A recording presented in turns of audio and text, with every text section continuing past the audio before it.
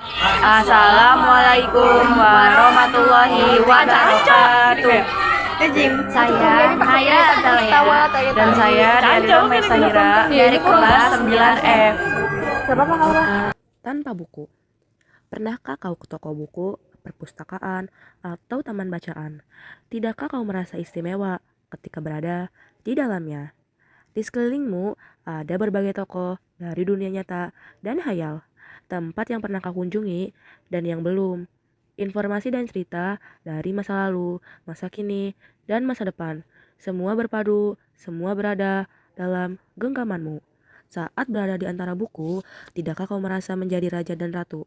Ruang dan waktu seolah menyatu tanpa batas. Kau bisa terbang, melintas sekat, negara, dan melewati berbagai zaman.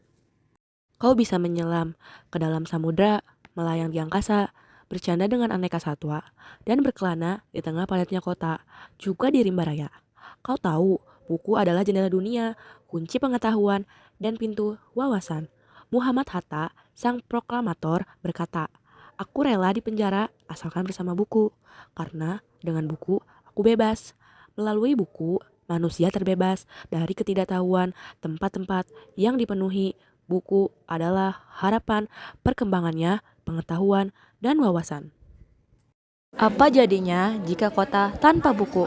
Pantaskah dia disebut kota? Di kota itu, mungkin kabar datang dari sumber lain, dari koran, televisi, atau internet. Mungkin informasi dan cerita datang dari cerita nenek moyang, bagai dongeng-dongeng sebelum tidur.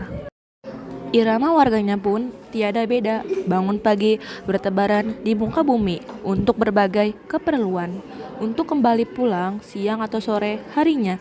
Setelah itu mereka berangkat tidur dan memulai lagi hari berikutnya. Semua berserupa. Di kota itu mungkin ada bangunan bernama perpustakaan. Di dalamnya buku-buku berderet dalam rak yang tak terjamah. Tiada tangan meraih dan membuka halaman demi halaman dengan sukacita.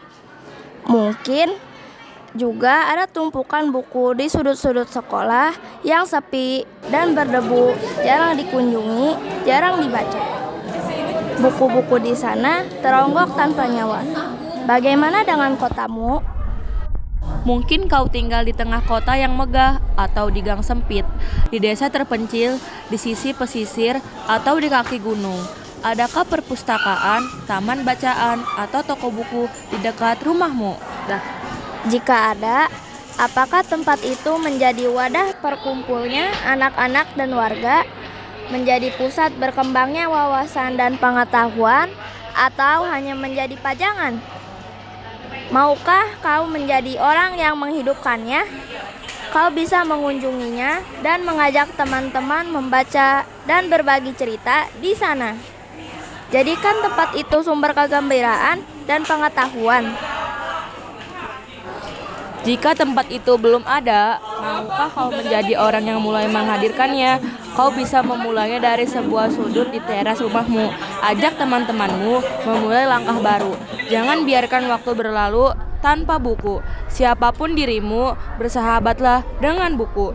Dia akan menjadi teman setiamu sepanjang waktumu. Sekian dari kami. Wassalamualaikum warahmatullahi wabarakatuh.